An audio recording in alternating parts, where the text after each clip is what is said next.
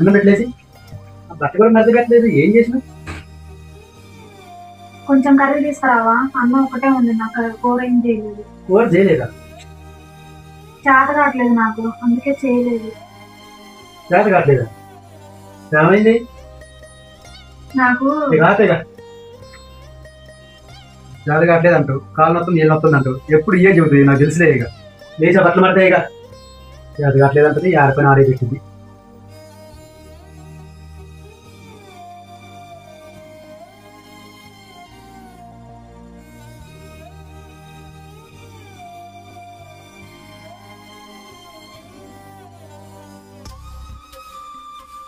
అయ్యో అనవసరంగా తిట్టాను కదా, ఈ టైంలో తనకి బాగా కడుపు నొప్పి వచ్చింది.